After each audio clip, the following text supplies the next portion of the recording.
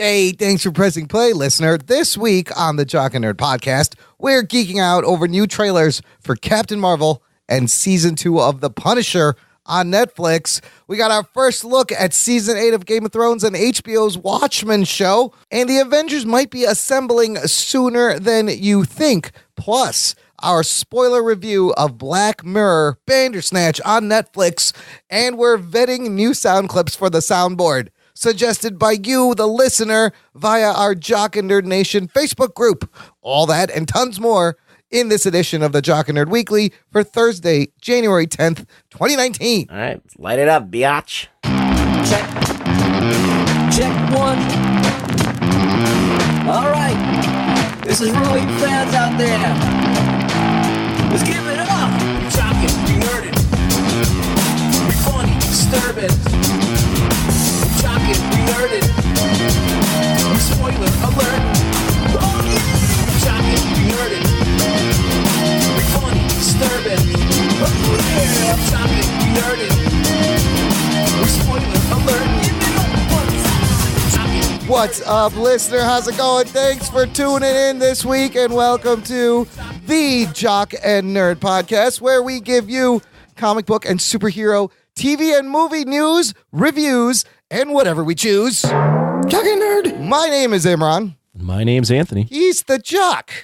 And he's the nerd. And that little fantastical, frothy felty in the corner is Rug Boy Rugs. I'm running out of things that start with F, adjectives to describe you with. Fuck off. Fuck off. That's another one. What's up, dudes? Fuck you, How's my it man. going? Rugs, is it cold as balls where you are? Because we're in the cold depths of hell in Chicago here. How cold is it by you? 2019. It's not that cold. It's like 25 degrees. At 20 That's degrees nothing. is fucking cold, bro. No. No, not in comparison to what we've had. New York gets pretty fucking cold. You got those crosswinds through the buildings and shit. It's like actually like 30 degrees out, but it feels like it's -0. There's always the feels like, which is bullshit. What's the number? That's not even a thing. -0. Why did I just say that? -1. The thing is, a week ago, it was like 53 degrees for a day. And I was like, what the shit? What is going on? And then now it's But in really comparison to like the past few winters when we were getting like below zero, cold. No, this has been mild. You're absolutely Did right. you guys have snowfall yet? very little. We had like one snowfall where it was about maybe 2 or 3 inches, maybe a little more up north. And that Yeah, was, I had a little bit too. Yeah, but nothing more, really. The seasons have shifted 4 months over. You didn't get the email? Trump sent out an email. We're moving the it's gonna seasons fucking over. snow like 10 feet in April. In April and May, yeah. It's just move your seasons over. Global warming, the thing that China invented is... But it got cold so fast. I know. Speaking of Trump, I saw something on Why did I bring him up? Fuck Jerry at the Instagram account, which is funny. Yes. And they had a picture, or they had a fake tweet from Trump where he's like, I'm building a wall around New Mexico as well. I don't want any new Mexicans. I'm trying to get the old Mexicans out of here. Wait, there's a New Mexico? No one told me about this. What's going on? I'm New Mexican. I don't want any new Mexicans. I'm trying to get the old ones I'm out. going back to old Mexico. This New Mexico sucks. Yeah, he would say something like that. He probably did. Maybe not. New listener, if you're joining us for the first time, I don't know what you're doing here. How did you get here? This may have been a mistake, or you may have a great time if you're into geeky stuff. Check out the show notes for this episode at jockandnerd.com/256. It's got links, lots of links to everything, trailers, stories we talk about in this Sausage episode. links. It's got sausage links. Sausage from Pepperidge Farms. Links on how to get in touch with us, how to subscribe to the show for free. Wherever you listen to stuff, we are there. And boy, we got a lot of geeky stuff to catch up on. Let's get to it. The Jock and Nerd Podcast. So Captain Marvel put out a new trailer during some football game, Anthony. Yeah, it's the college football playoff final, man. Come on. Sounds kind of important. Is it? Oh. I don't know. It is. It's a big game.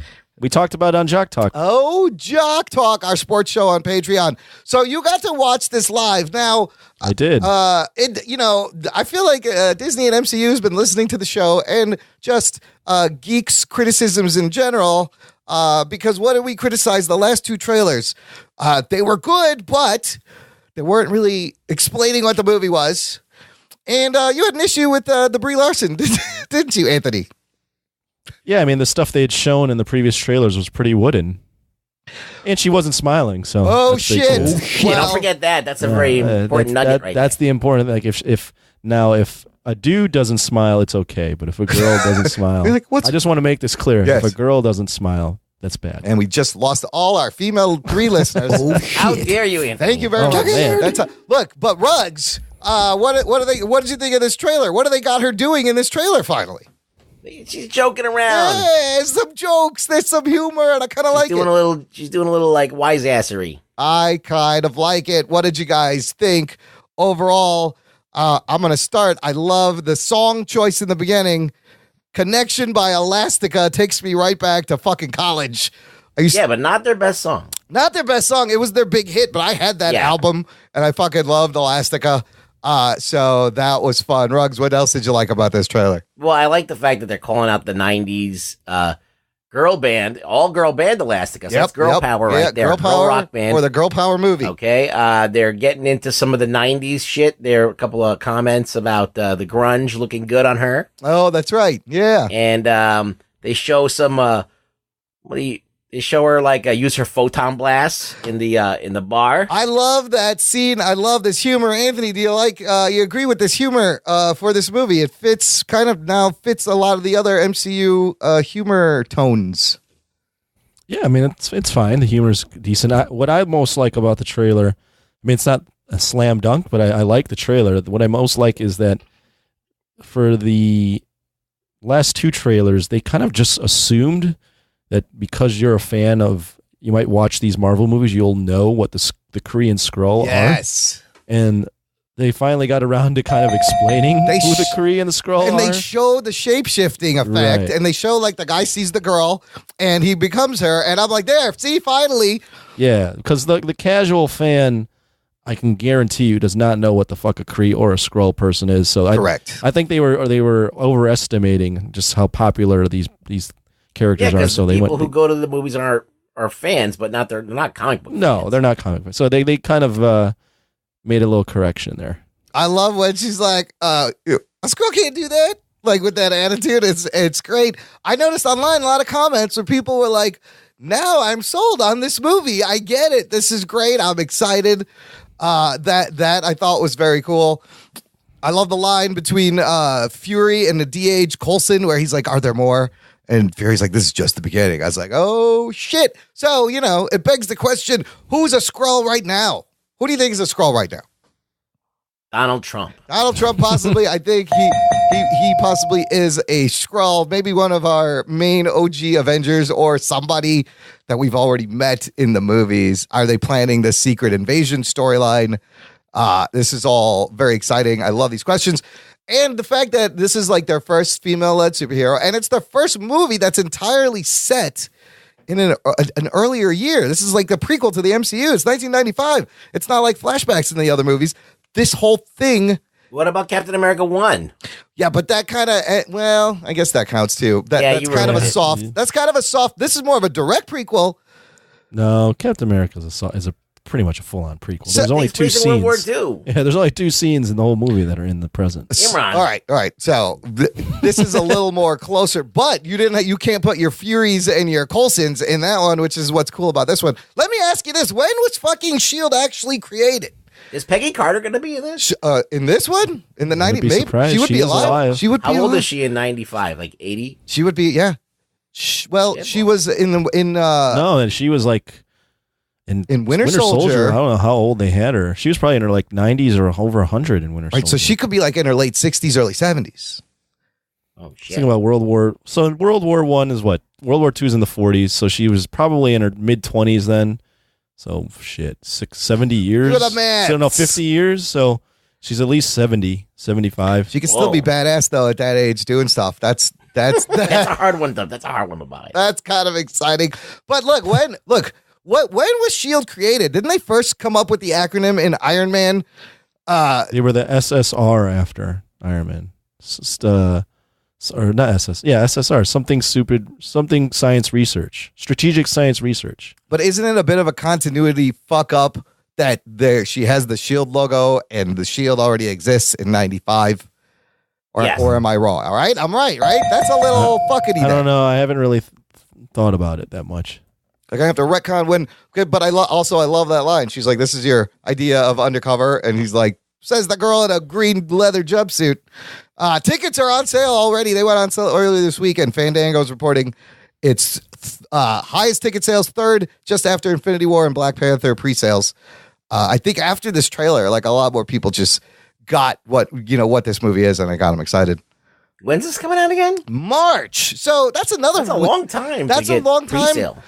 Yeah, well, but they did this with Black Panther and Infinity War, and Black Panther came out in February. This one seems like it's just a month before Endgame. It seems very close to Endgame. It's kind of a weird scheduling there, back to back. Like one Endgame is just gonna, cannibalize this movie, maybe.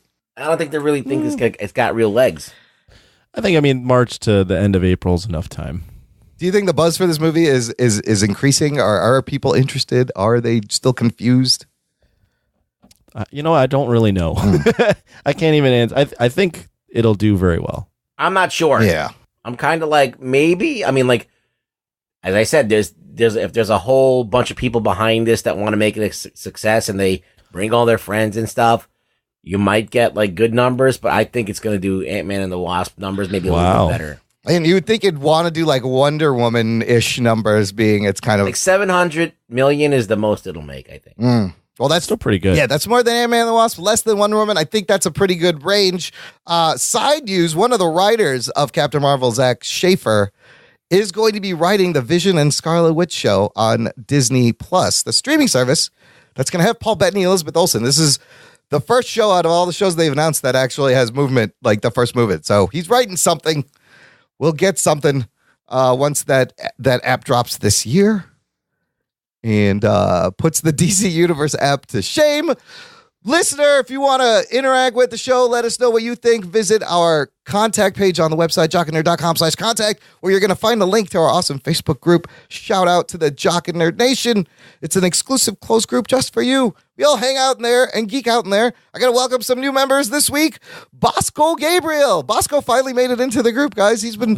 when I saw him join the group, I was like, wait, he's not been in the group? And he even commented, he's like, I can't believe I wasn't in this this whole time. He's given us money, and he is written in. Love to see you there, Bosco. Welcome. Also, welcome Hamad Akbar Khan, which is, I believe you're a Pakistani dude that Seth Morgan befriended on the Facebook group somewhere. Yeah, I checked out, what was his name again? Hamad Akbar Khan. Ahmad, he looks like his Facebook was lined with all this comic book stuff, so. He loves it. We may be distant relatives, Hamad. I don't know. Oh. Look back, try Ancestry.com, put our names in, see what happens.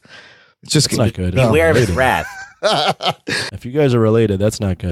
No, he's fine. Not good for Imran, or not good for him. Not good for you, Hamad. You better fucking erase that genealogy. And welcome Michael Cherkowski from thevampirerobots.com, who I thought was already in the group. Whatever. He left and came back. All right, welcome back. Check out thevampirerobots.com if you're into cool designer toys and sculptures of Godzilla, King Kong, Marvel, DC stuff, Star Trek stuff. He's got a lot of great stuff over at Vampire Robots. We got another cool trailer that just dropped today, y'all. And that is for the season 2 of The Punisher on Netflix. Geek Boner. That's coming out in about a week, January 18th. They put out a teaser. Now we got this full trailer. You guys get a second to check this out. It's pretty fucking intense. I saw it. I watched it. I really love it. Anthony, what did you think? I loved it. Right? Normally these Netflix trailers I'm kind of blah about, just because it's really, in my opinion, it's really hard to encapsulate 13 episodes into a 2-minute trailer. Absolutely. But this one, I like it. The only criticism I have is I wish they went, we talked about this before, but I wish they would have went full Jigsaw on Jigsaw's that was face. my thought. Ruggs, what do you think of this? They're showing us this Jigsaw who has like an army with him, and they're all wearing these fun masks that look like they bought from Party City or something. They're gonna break dance. Yeah, they look like a fucking B-boy Jabberwocky group going to America's Got Dance Talent winners. They should like to have a dance number. Oh my God, they should have a dance off because they look at Ruggs. Why isn't Ben Barnes more fucking cut up? What is this? I don't know. Anthony said the exact thing that I was going to say, that he wishes they would have went a little bit more gruesome with Jigsaw and made him really look like a counterpart that from the comic book. But like, I don't know. This looks like it's got some cool ingredients. You got this young girl that's kind of his they're hanging out with. She's hanging out with Frank Castle. Yeah, the young girl. She needs his help with so- violent vigilante team up, and then you got this there's a guy named, I guess his name is John Pilgrim, is like the Reverend dude who's another bad guy, and then you got Jigsaw and his group. Looking for revenge. Yeah. There's a lot. It looks appropriately violent, and the music's there to match too. Feels kind of more Punisher-y, Yes. like a little bit more comic booky. The violence they're showing in this trailer is fucking intense. I love the quick scene where he throws that guy's head against the sink and it just breaks right off. He gets stabbed in the trailer. Yeah, too. he's getting stabbed. There's blood everywhere. And Ruggs, Alice in Chains Wood. Oh, lovely, great pick. good song cue right there. Fucking great song. And I love how and they mixed it up. Yeah, I love how it led in because it didn't sound like that in the beginning. And all of a sudden you're like, wait, I recognize that. I was like, fuck they kind yeah. of like took tracks and isolated them, and then they kind of had different, even like the scream from Lane Staley is kind of in the background, and then they kind of all put it together when the trailer starts going on rails at that point. And he's just fucking shooting people point blank in the head. All this crazy shit going on. I can't wait. January 18. A lot of stuff coming out. You know, it comes out on the 18th is Glass. Have you seen the Rotten Tomato score for this, fellas? Yeah, it's getting weird reviews right now. It's got I can't believe this. Very divisive reviews. It's sitting at a 36%. Oh, wow. Yeah, on the Rotten Tomatoes. But you know what? I'm still going to go fucking see it. I'm really curious as to, we didn't know this was a trilogy until the last movie, and Split I really liked. I love Unbreakable. We gotta finish this out. Were you guys still interested in watching this? Kind of want to review it. I want to watch it. I'm definitely going to watch it. I still got to see Split. Oh, you got to see Split. But Anthony, you're going to be the hard sell on this with these crushing reviews. But I kind of don't care on this one on the reviews. You got to check it out, especially M. Night doing some weird shit. I don't know. I mean, M. Night is hit or miss for me.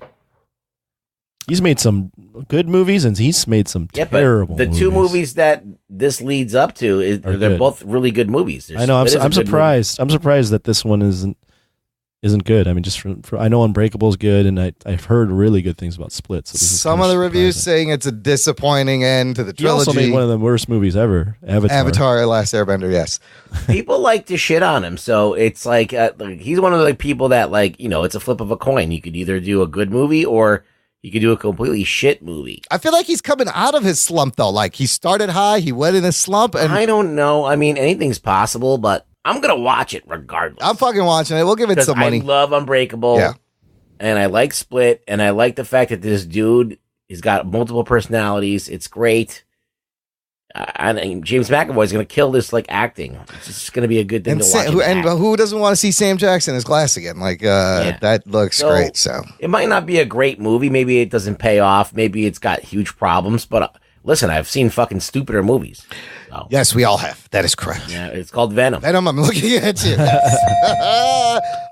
Anybody watch the Golden Globes that aired this week? Does anybody cares? I'm not even gonna. Before you get into the Golden Globes, we had a side chat. Okay.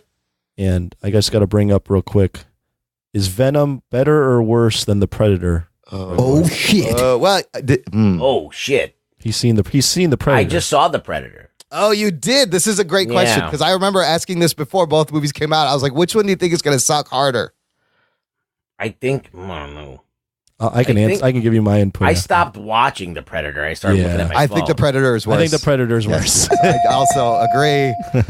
Predator is definitely. But they're both in the same vein of being a mess. Absolutely. But the Predator is even weirdly edited and. Yeah. Tone is so really Ruggs, weird. you just watched it, and that last half with all the quick jump cuts, and it looks like huge portions of the story are missing. And it's very strange, isn't it? I stopped giving a shit what was going on in that movie. You didn't watch the end of it, yeah? I think I watched it to the end. Yeah, but somewhere along the lines where the fucking the Predator bulldog shows up and is hanging out with everyone. Yeah. Oh yeah. I was like, all right, I'm done. I don't give a fuck anymore. Listeners can check out our review. Just search it. Was not favorable. You almost get to see Olivia Munn naked. That doesn't happen. Yeah, just watch Magic Mike. Yeah, there you go. All right. Golden Globes. Back to the Globes. Is anybody? I didn't watch it. No, a lot of the ratings are down. Ruggs, did you watch any of it? No. You know what? I watched it. It was just on, and I was like, hey, the fuck, I watch this. See what happens. It was Andy Samberg and Sandra Oh. I did watch their opening, and it was cringy. So they did the thing where they're like, "Oh, we're gonna roast Hollywood, fuck this PC shit," and then they would go around and compliment people everybody. as roasts and be like, "Burn." And I was like, It didn't work. Of course they're gonna do that. Yeah, It was terrible. but the highlights Not funny. not funny at all. Oh, I don't have that. That's a big fuck up right there. That is not you not having that. That's a big fuck up. Me not having the not funny clip. Highlight of the evening for me though is Spider-Man Into the Spider-Verse beats a fucking Pixar and Disney movie to win Best Animated Feature. What was it up against? It was up against The Incredibles, Wreck-It Ralph, and some other shit. Hold on. Well, I let me pull haven't it up. seen Wreck-It Ralph, but I saw Incredibles 2, and Spider-Man was way better than Incredibles 2. Incredibles 2, Ralph Breaks the Internet, and Wes Anderson's Isle of Dogs and G Kids' Mirai were the movies. The David Malofsky mentioned on our page that why didn't we bring up Incredibles 2? And then you had the comments. I haven't seen Incredibles 2, Yeah. but then you had the couple comments from people going, because it sucks. Yes. And Well, I don't think it sucks. It's just not as good as the first one Yeah. Sure. by a large margin. and you don't even like the design of these Incredibles movies to begin with. No, I think that they're annoying, but actually this version is a little bit better design-wise than the other one. Oh, I gotta check it out. I like the first movie a The lot. characters aren't as they're still cartoony, but they did a little bit better job of rounding them out a little better. So since this category was introduced in 2007, this is only the third time that the award hasn't gone to a film from Disney or Pixar, which is fucking great for Spider-Verse. But I also kind of feel like they just went with it because everyone loved it. It was really buzzy and popular. But I think it deserves it. Well, it's a good movie, Yeah. and it's a good fun time. It's different looking. It is. It's fresh. And it's fresh. It deserves to be noticed at least. Now, does that mean it has a chance at an Oscar? I don't know. When usually the Pixar For what? movie don't they have a Best Animated Feature Oscar? Yeah, sure. That I'll give it Best that. Animated Feature. I mean, if it beat out Disney and Pixar at the Globes, that's fucking I mean, crazy. I Love Dogs is good too. Yeah, that's that stop motion one. Matt Miller Yeah, that had was sent in a review about that ages ago. Yeah, it was actually pretty cool. It's a good movie. All right, I gotta check that one out too. Also at the Golden Globes was one Kevin Feige. His first time there because Black Panther, nominated for Best Picture, loses to Bohemian Rhapsody. Oh, really? Yeah. Oh shit. That's how it went down. And Bohemian Rhapsody beat out Vice and Black Panther and a bunch of other movies. Oh shit. And no mention of Bryan Singer in his thank you speech. A movie where the director gets fired for bad shit and being a gets poif. replaced. That's what I also think is ironic when I saw Phil Lord and Chris Miller come up to get their Golden Globe for Spider-Man. I was like, these guys were fired off a movie earlier this year. Oh shit. And here they are winning the fucking Golden Globe for Best Picture. Good for them. I just thought that was weird. Anyways, Feige had some comments. He got candid about stuff going on at Marvel. All right, let's hear I it. got the bullet points here. He says the Avengers Endgame marketing will not show more than the first 15 to 20 minutes of the movie. I think that's pretty That's a smart. spoiler right there. So everything we've seen in that trailer, even the Ant-Man bit, the Hawkeye bit, that's all from the first 15 to 20 minutes of the movie. I think it's smart. That is smart. They don't need to do much No. more. That's even too much. You could show us less. He confirmed that Endgame was always the title for always. So we've confirmed that the Russos are liars. They are. This is more than a few times we've caught them in lies. So they're good at keeping secrets, obviously, but you can't believe what they say. He is excited, obviously, for the Disney Fox merger because they're getting hundreds of characters to play with once this thing goes down, meaning the Fantastic Four and the X-Men and all their side characters. He had a discussion with the director of Vice and Anchorman and the Big Short, Adam McKay, for Silver Surfer movie. Geek boner. He says McKay is a fan, and Adam McKay also helped with the first Ant-Man film.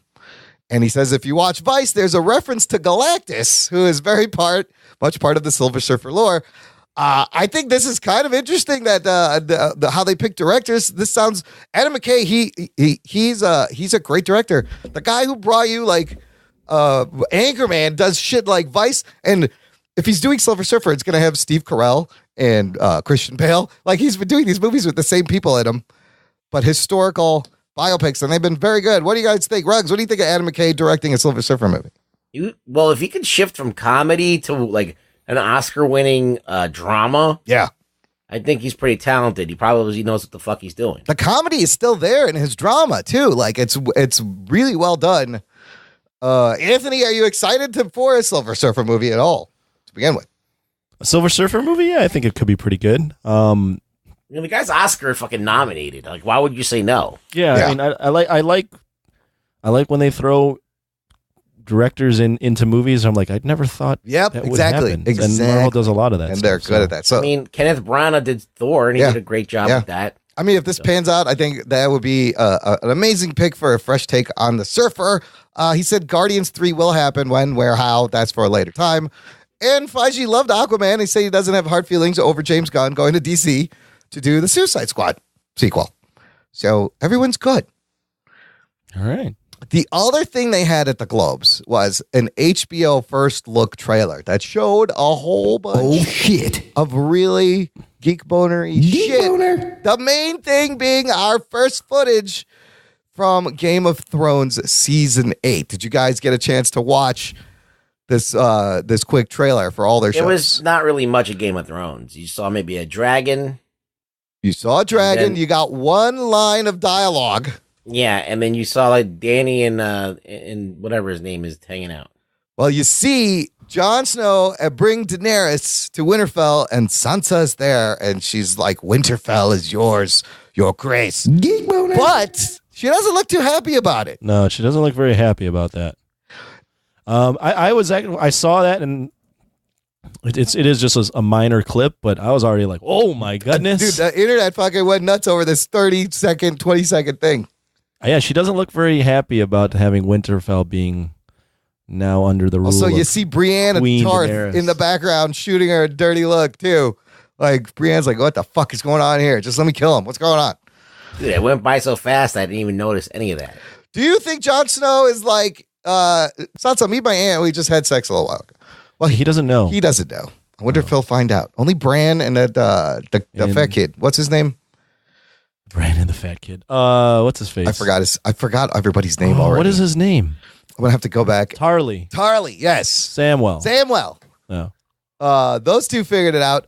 But I mean, that little bit got me excited for Game of Thrones season 8. The HBO president has said he has seen all the episodes, and he said they're like 6 movies. So they're gonna give us 6 90-minute episodes, and so that's a movie length. They're giving us 6 last movies. Sounds awesome. Oh, it's gonna be so fucking. Yeah, I'm so excited. For I this. almost wish they would spread it out and do it like every other week. It's like it's going to be over in 6 weeks. Really?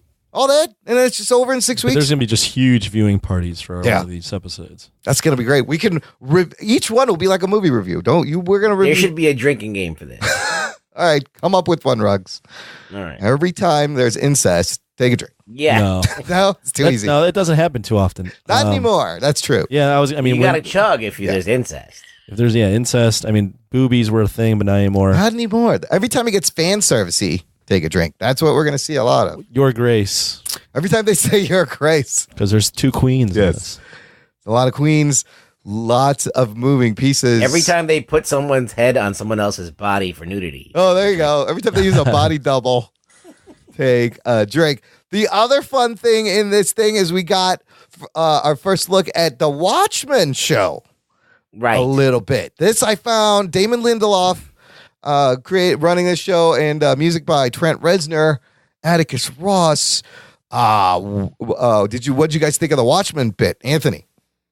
I didn't see it. Oh, you didn't see it? I just remember there was a guy with a gold face. So they got cops wearing yellow full socks on their heads. You can't see their Right. face, which it's creepy in itself. You got a bunch of masks. There's a gold mask. There's a guy wearing a red mask. Then you see Jeremy Irons, who's playing an older Ozymandias. That's the character. I like that. I like Jeremy Irons. Yes, as Ozymandias. I think that works. And you see real quick, this is what's confusing. There's This is post Watchmen. yes, this takes place now. You know, like 20 years, however There's long. a new Rorschach. There's a guy that looks like Rorschach. He doesn't have the fedora, but he's got a mask. It's clearly a Rorschach mask. I thought he was dead. What the shit is this? So it's not footage, or was it? It It's was. just pictures. Oh. No, this is moving footage of this guy in a Rorschach mask. Huh. And I'm like, wait, Rorschach, what the Well, fuck? it's not like a Rorschach mask. It's just like a mask with like black spray paint on So it. either there's like a cult or someone has picked up the mantle, and like it's become the same thing to kind of keep it going. I don't know. You guys are the Watchmen fans. I'll leave. What do you guys think? I mean, I think it looks pretty exciting. There's just, not enough for me to even get excited about it, Imran. just from The fact they showed me that- Rorschach. That's all I needed. I was like, fuck, it's Rorschach. I was like, that's it? I'm like, I want to see something. The Rorschach. I'm looking at the still of the Rorschach. Yeah. I mean that. Is I it don't someone who's trying to look like a Rorschach, or is that actually know. It's weird. the Rorschach? With the spray painting on is a little weird. I mean, I know it's Rorschach, but it's a little strange. I'd rather see Rorschach. Oh, Mr. Carter. Only people 40-year-olds and over are going and to get them. nobody knows that. What? Where? quote. What? Me? I Rorschach know we got some old guys. eating at Shake Shack. Yeah. Freddie Boom Boom Johnson. Weird. That's weird. You know what? HBO has a lot of cool shit coming out, and since we moved into They this have house, to have cool shit. they out. do. I've cut the HBO. I don't know what I'm going to do. I've heard the new season of True Detective season 3 with Mahershala Ali. I heard it's very, very good. Why don't you just go HBO Go or whatever So the hell this is thing confusing. There's HBO Now and there's HBO Go. Why is there two fucking apps? HBO. I think they're both the same. HBO Go now. I need HBO to go We've now. been here for hours. Go right now. So I'm gonna have to sign up for one of these things to start because I kind of want to watch the True Detective. I think Game of Thrones. I'm speaking out of my ass, but I think HBO Go is the add-on if you already have HBO, and then HBO Now is just the streaming itself. Okay, I think you're right. I think one is connected to like your cable subscription, Yeah, and one you can just pay as an I app. think one of the two is either or. So that was fun to see during the Globes. One last piece of awards season news. The Oscars are still happening. I'm sure you've heard of the whole kerfuffle. They had a host, Kevin Hart. He stepped down. Shit happened. He went on Ellen, had an interview. That didn't really help. For a second, though, he was almost going to go back and host the Oscars. And I was like, what the fuck is going on Nah, here? he was smart not to do it. No, I think you just walk away from that at this point. Dude, like, there's no coming back from, like, the mob. You don't think that Ellen interview helped them at all? No, because everybody started shitting on Ellen They for, did. like, having him on. They absolutely did, which was she was trying to help him out. And just See, she was trying to come from a place of, like, look, okay, I understand what happened. Right. You apologized. And they're like, no, you didn't fucking cut your dick off. Like, you had to, like, sacrifice your kid or something for them to give be at happy. least one nut, at least Yeah. one nad. So, without a host, the Academy is trying to get the Avengers to host. Really? Literally, they trying to get Robert Downey Jr., Chris Evans, Mark Ruffalo, Jeremy Renner, Samuel L. Jackson, and do like a bunch of different segments with a bunch of different. They're literally trying to assemble the fucking Avengers to host their Oscars. Hey, the Avengers saved the day. Again, they will come and Yeah. save the day. In February. the Marvel universe, they can save it in the Oscar They universe. got it airs February 24th, and they still haven't nailed any of this down. I would love to see. Been a quick turnaround now. Yes. Listen, Avengers, you need to save the Hollywood. Assemble. Fucking assemble, you bastards! I just think this is so funny. Well, half the Avengers are gone. So, Yeah, no, but they're alive. but they are. Spoilers. Spoiler alert. They're not gone yet. The movie hasn't Santa come out. isn't real either. Yeah, no, Santa is not real. What? I'm just breaking dreams and hopes. What about Santana? Is he real? Santana is very much real. Santana, yeah. You know who else is real is Satan. And that reminded me that Christian Bale won the Golden Globe for Best Actor for playing Dick Cheney in Vice, and he literally thanked Satan for the inspiration. That's kind of wow. It was amazing. Bale is the best. You don't give a fuck.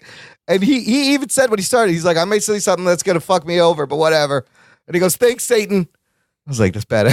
That's badass. Yeah, they came hard after Dick Cheney. Let's check in real quick with the Aquaman box office. Surprise, surprise.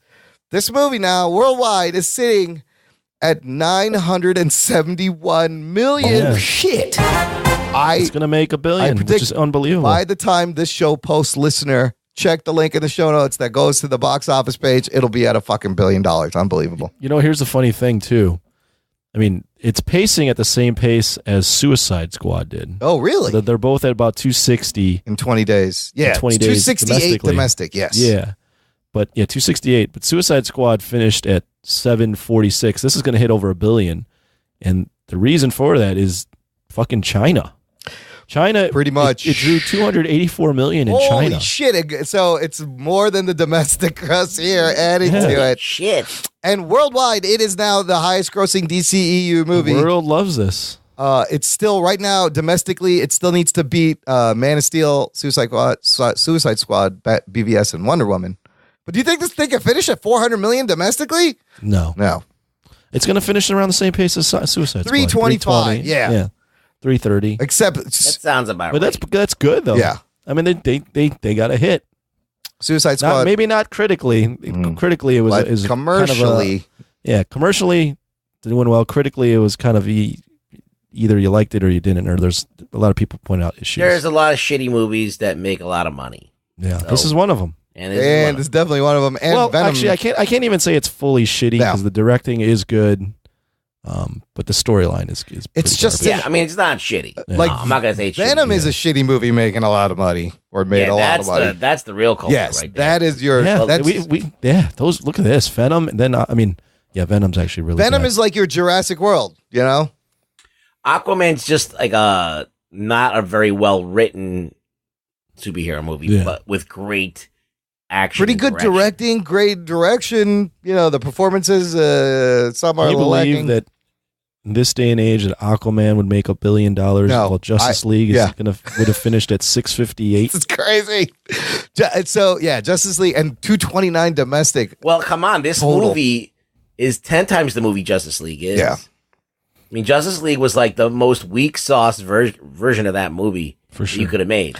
And I think this is really going to help them going into Shazam now. You just come off $1 billion movie, and I think more people will probably go see Shazam than we expected because it looks fun. It looks different again. It looks like something fresh aside from the DCU movies we've been getting. Well, there's something to be said about spectacle, though, Imran. That is correct. So Shazam may do like Ant-Man numbers again because I don't think it's going to be that big of a spectacle.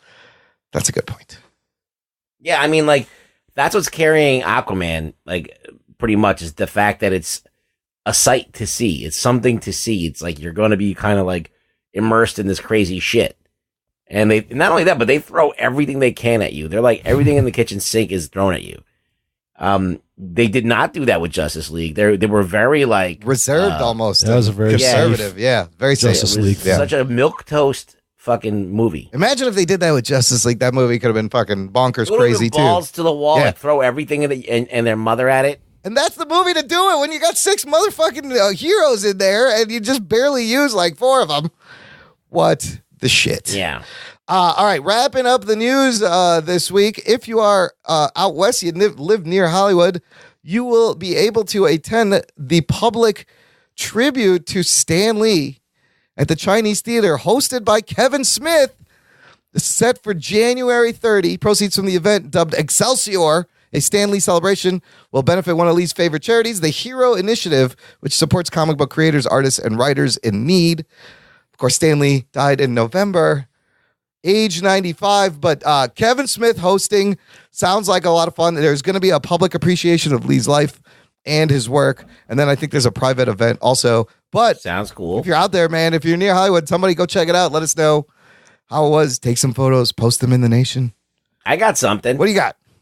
I watched the final installment of the Godzilla anime on Oh, Netflix. shit, all I'm not right. going to watch any of those. So That's So- okay, but let me just Yes. quickly tell us. If you don't know, on Netflix there's 3 Godzilla anime films. They all suck. I mean, if you like sci-fi that's a really, really talky and really, really, I guess, full of like psychobabble and technobabble. And no action. No, there is some action, Okay. but just not done by Godzilla. It's like Godzilla basically just stands there where everybody shoots at it. Okay. So the action is all the people trying to kill him, I like see. in ships or in mechs and stuff, trying to do something. And that's where the action is. It's like, is he doing anything? No, he's just sitting there basically a target. And the last phase with King Ghidorah is in it, but it's a different kind of Ghidorah because there's no body to Ghidorah. It's just a bunch of 3 heads that float from outer Oh, space. that sucks. Yeah. Really? Wow. Oh, Even yeah. I didn't And think Why would they that do sucks. that? Yeah, Damn. well, that you could see in the trailer. But like, Oh wow. so I'm not giving away anything that if you haven't seen the trailer for it. But it wraps up the story. It pretty much in one criticism, it basically makes the whole entire other two movies and this one completely moot. Like it's completely pointless. Like they start where they began. They end where they started. I can't even talk, guys. Wow. They end the movie basically like nothing that they would have done even mattered. Okay. So it was a completely pointless. What were the point of any of these movies? I saw the first one. It did nothing for me. I had no desire to watch any of the other ones. Yeah, they just blew a lot of people. This is the thing. The thing that gets me the most is like when something's clearly like not good and there's people that defend it. There's always going to be people that defend shitty movies. I saw people things. like tweeting this out, going, "Hey, check out!" And I'm like, "Have you seen the first? Like, this is not good. How can you be fucking?" Yeah. Now, like, I'm not saying that someone can't like Enjoy it. 'Cause, it? I mean, Yeah. I think someone could like it, Yeah. but not me. I mean, it was just like, I mean, I tried to hang in there and really give it like a good watch. And Let me try to ask you appreciate this: what they're doing. is it enough to at least tide you over until Godzilla King of the Monsters? No. No, fails on all accounts. But didn't you? The first two were bad, right? So Yeah, then weren't you like, yeah. this Well, is this probably is gonna what suck. happened. Okay, let me just really quickly. The first movie, they kill the initial Godzilla, right? Only to reveal that was just like a smaller. There was a like bigger one underground. Yes, there was a bigger one, even bigger. Like he had multiplied himself. That was one of the new multiplications of himself. Okay. All right. Then they revealed there's this giant fucking Godzilla, like 1,000 feet tall. That is huge. And so that's how they end the first movie. This next movie, that gigantic Godzilla is now on the move, trying to kill them. Okay. The people that are now landed on this planet. And they decide to go get Mechagodzilla to fight Godzilla. But Mechagodzilla is now a city. It's not even a thing that can fight Godzilla. It's just a giant city with cannons on it. Okay. And they try and kill Godzilla, and they don't. Okay. And then the third movie, basically, they've exhausted all possibilities, so they try and get another monster from another dimension to kill him. And that's what happens. It's like they overthought all of this. Yeah, does not any of it sound good at all. In terms of like reimagining the classic monsters. Just missed the mark on it. Mechagodzilla being a city and King Ghidorah being just floating necks. Yeah. What the fuck? But I mean, some like super nerds gonna be like, "Yo, rug boy, you don't understand." I'm like, "Go fuck yourself. It's boring. It's fucking boring and ponderous." Right? It's not good. Wow. All right. Well, there's my review. We just saved you guys but time. if you want to watch it, it's there on Netflix. 3 movies, and you can. Let's close with this. Speaking of other things, you guys, if you're looking for stuff to watch, quick TV alert: Young Justice Outsiders season 3 is available to watch on the DC Universe app. I watched an episode of that. You did. How was that? Good. I'm excited to watch it. I'm actually into it. But I fell asleep during the second episode because I was so tired when I was watching it. So I have to I got to make some time and really haven't got a binge it chance all. to watch any of that. I'm excited for that. Number 2, season 2 of Marvel's Runaways on Hulu is out, and they did something different than the first season. The first season, they were releasing it once a week. They dropped the whole fucking season like Netflix at once. Can you do me a favor? I'm going to call you out on the show. Yeah. Because you've been saying you would be into this. Yeah. Because I'm still trying to finish it as well. Yes. But can you binge Narcos and then do shit. just a whole Narcos episode? All right. You too, Ruggs. Have you done Narcos Mexico? Not Mexico. Have you done I think you did the first 2 Pablo seasons, right? I did Pablo. Only Pablo. Only Pablo. You won't do season 3 is pretty good. I'm not opposed to it. It's just when I read subtitles, I fall asleep. Okay. Listen, I'll give you this, Anthony. I used to be the subtitle watching dude. Yeah. But now that I'm old, I can't hang. Like I have to watch. Like I could watch somebody it, but read it'll take me these to forever me to while watch they- because I have to watch it during the day when I'm like fresh. Just have someone read them to you in an accent while they're flashed on the screen. One of the episodes in the spring summer we'll do a Narcos review. Well, look, I'll definitely watch it. I'll give you season 1, Anthony. I've made you watch tons of shit. What were you talking about before Narcos? Runaways season 2 on Hulu. The whole season is out all at once. Okay. That was kind of a fun show. I liked the first season, and then give me Give me a season in Narcos. I'll give you a season in Narcos. We'll trade. And then you'll probably I'll force you be to- so hooked that you'll watch all the Narcos. I probably will. I love that shit. I mean, if it's like, You never watched Narcos? no, I have not had a chance to Oh, see it's it. awesome. I know if it's anything like, I mean, I love Sopranos, so it's like looks like And a, No, also, it's on a whole other level. also Migos has a song called Narcos. oh, he does? Is it There's in that the too. show? No, it's not in the show. Fucking Migos flow. Go fuck yourself with your triplets. Last thing, Future Man season 2 coming out on Hulu today. If you have not seen the show, don't know listener, what that is. holy shit, this fucking show is great. It is an R-rated science fiction time travel comedy. And that's all I'm going to say. It is fucking hilarious. I love this show so much. I'm excited for I might season check 2. that out. Future Man is great. Just watch the first episode. You'd be laughing your ass off. How many episodes is there? I think it's like 10 episodes a season. Yeah, I can do that. The gist in the beginning, this loser schmuck who's like a janitor is playing a video game. This video game's been sent from the future to recruit warriors. He beats it. They show up, and then shit. That's the first episode. Shit goes crazy. A lot of time travel Like the fun. last Starfighter. Yes, it's like the last Starfighter, Back to the Future. It's all these Terminator. They've combined all these time travel tropes, but it's like an R-rated comedy. It's so fucking good. I can't. Is there boobs? I think there are. It's a lot of swearing. When he says R-rated, that's the first. Well, it's like thing. adult It's comedy. gotta I be mean, there's boobs. no. Well, when for example, when the guys show up from the future after he finishes the game, how he celebrates by jerking off, and they show up just as he's shooting. Oh, And shit. it gets on them. So there's your R-rated comedy. That's too gross.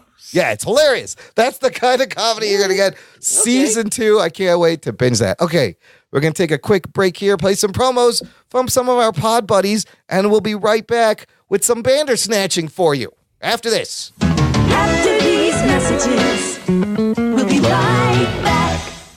In a world of heroes, villains, 6 British actors will come together to play Pathfinder. It's sort of like D&D, but also really not like D&D. Join Falter. I immediately regret this decision. Caragor. Oh, I see you, Kenneth. Velda. Behold my arcane powers. Shania. Yes, of Drexicus. M. No, I'll kill him. And the Dungeon Master for an actual play podcast that takes adventure seriously. Available on iTunes, Spotify, Google Play, Stitcher, and from DangerClubPodcast.com. Danger Club, let's roll. God, doing that voice hurts. Hey, listener, Dutch here from Voice from the Underground, the podcast. My co-host and I want to invite you to check out our little corner of the podcast verse. At Voice from the Underground, we talk about all the crazy happening around us and try to make a little bit of sense out of the nonsense with little to no results. If the idea of hearing 3 semi-intelligent, outspoken nerds talk about politics, social issues, current events, sports, movies, pretty much anything that we decide to talk about because, well, it's our show, appeals to you, grab your shovel and come on down to the underground, and then consult a qualified psychotherapist. Find us wherever you get your podcasts, just not where you buy your weed. Voice from the underground. This is Jason Mewes, and for reasons best left between you and your therapist, you're listening to the Jock and Nerd Podcast, Snooch to the Nooch. And Listener, if you've been enjoying the show and you want more show and you're not a member of our fan club on Patreon, well, what the fuck? Oh, shit. You're missing out on a lot of awesome bonus content that our fan club members are getting right now. Just visit jockandnerd.com/Patreon. And for a monthly donation, you will get access to a whole nother podcast feed featuring instant reactions to movies, whole movie reviews just on the Patreon, and kind of like a weekly sports talk show called Jock Talk, Anthony. oh yeah. You guys are pretty consistent putting up content every week. Yeah, you know, this isn't going to last forever because once football season ends, Oh, it's there's nothing- not a lot to nothing talk about weekly. All right. But I do have a nice little tease for you guys. So it has been weekly. This past week, we talked about the college football playoff final, along with the first round of the NFL playoffs, including my Chicago Bears. Sad face. But I got a little tease for this tipped. upcoming. It was tipped, sure. I got a little tease. Hopefully, we'll have Jason Mummert joining from Voice from the Underground. Yeah, our buddy at VFU. That would be Branching awesome. out. Yeah. We've had Adam Morris on. We've Yeah. had, what's his name? Jimmy Graben on. Yeah, we got a lot of listeners, and one We've of had- your co-host is one of our listeners, Chaz. Hey, shut the fuck up. I'm doing something. Chaz, and we've also had Imran Jaffa. I on forgot. Jock Talk. We did a CrossFit edition. Yeah. So, look, listener, as a sample of some of the bonus stuff that goes on there, here's what we're going to do. One of our favorite listeners, the official scientist of the Jock and Nerd podcast, Dr. Adam Morris, PhD, sent in an Aquaman review. It's like 5.5 minutes long. You always learn stuff when Adam's on, and it's great hearing from him because he's done the Science of Superheroes, Science of Aquaman. Check it out. Sign He's a up smart today. dude. He's a very smart day. Wait, Imran. Yeah. So let me get this straight. Adam Morris voluntarily sent us a free clip. Yes. Of his review and the science behind clip Aquaman. is a clip, right? Yeah. The clip, but we are now going to make the listener have to pay to listen to it. Yes, not all of it. No, we're gonna give him a little taste. We're gonna give him a taste right here. I think that's brilliant. Yes, let's keep that. Let's do that. Hey, yeah, you guys want to send us free content that we can charge people for? Yes, all the Yes. listeners send us stuff so we can make money off you. Thank you for listening. But seriously, folks, I love it. this is Capitalism. This is a new. It'd be weird to have like a 5-minute clip on the show. No, I'm just fucking. It's around. a new if you're business gonna do a module. review, guys. Yeah. Try and keep it. If you want to play it in its entirety on the show, Use the speak pipe. It's 90 seconds. 2 minutes is 2 good. minutes tops. But when Adam Morris talks, you gotta listen. Here's a preview of that clip. Hello again, Jock and Nerd Nation. This is your science expert, Dr. Adam Morris. I'm just checking in with my review of Aquaman. It's a bit late, but I think by now most of you have seen the movie. I know you've listened to the Jock and Nerd review episode, and I hope you've gone back and listened to episode 215, available on the Jock and Nerd website or any of your podcast apps, where we break down the science of Aquaman, history of Atlantis, and all kinds of cool related stuff in the ocean. I had a ton of fun with that episode, and I think it's pretty interesting, so I hope you've given it a listen. And again, feel free to come at me with comments or concerns or whatever on the Jock and Nerd page. Happy to discuss. So initial thoughts, I came out of this movie smiling. I thought it was a hell of a lot of fun. I thought it was a great popcorn action movie. I thought it was, generally a lot of fun. After I had time to digest it, of course, there's a lot of thematic and story problems. Scientifically, there's a lot of issues that we can get into, but I'll keep that to a minimum just because it is a comic book movie, but there's a few things I need to pick at. I think we could stop right there. The physics are whack in that movie. Listener, if you want to hear the rest of Adam Morris's review, jockandnerd.com/Patreon. You know what to do. Just $1 a month. That's it. That's it. You want to give more? And for all the patrons that are on there, enjoy. And thank you to all of our patrons for your continued support. jockandnerd.com/Patreon. Okay, I'm very excited for this next segment because we get to talk about Black Mirror. Geek boner. And if you've listened to the show for a while, you'll know that I made the mistake of making Anthony watch the first episode of Black Mirror. Which, do not do that. If you're trying to introduce someone... Let me comment. Yes, to this show. That's not the episode to start with. You know, I wasn't like disturbed by that episode. I just want to be... I just watched it. I enjoyed it for what it was. Okay. But I was like, I have no interest in continuing. Well, but the continuing is a completely different story every time. I know, but it was just like this dark world that I was like, I'm good. Yeah, it didn't seem fun though, like because you went and watched the least fun episode. Yeah, there are. Then if you would have recommended me a better episode, maybe I would have continued. That this was journey. my fault. I mean, we should have started with the season 4. Any episode from season 4. Black Mirror's fault. That's also It's not true. your fault. That's a hard entry into a series if that's how you're trying to get people in. It's like one of those things where we're gonna go so dark on the first episode to set the tone. Yeah. And that's going to drive away a lot of fucking people that might like other episodes. Well, so this show, it started in 2011 over on the BBC, created by Charlie Booker, who is amazing mind. Netflix bought it in 2015 and is now continuing production, so it has 4 seasons. But in between, sometimes they put out movies. This year, if you've been anywhere on the internet, everyone's talking about 2 things, fucking Bird Box and Bandersnatch. A lot of B's. Black Mirror, Bandersnatch, Bird Box. Bandersnatch is Bukkake. That's another Bukkake great Snatch. Bukkake Snatch. Benedict Cumbersnatch. All these things are being talked about. Cabbage Patch. I like that Anthony's saying Bukkake. So we are going to give you our spoiler review of this choose your own adventure interactive movie experiment called Black Mirror Bandersnatch. Before I play the spoiler alert, though, listener, if you have not check this out. If you have even the slightest bit of inkling of checking this out, do it now. Do not have this spoiled for you because it is an amazing experience to go through without knowing everything. All right. So pause the show, jump ahead to the next section, go watch it, come back and listen. Here's your spoiler alert. Strap yourselves in, you fucks. Spoiler time. And Anthony, I figured this was a good way to get you into some Black Mirror. It's one thing. It's not like it's a. Well, they're all one. They're all one thing, but it's a standalone movie. It's not part of, and none of it is part of it. So it's just like any other episode of Black Mirror, except, man, this was quite a crazy experience.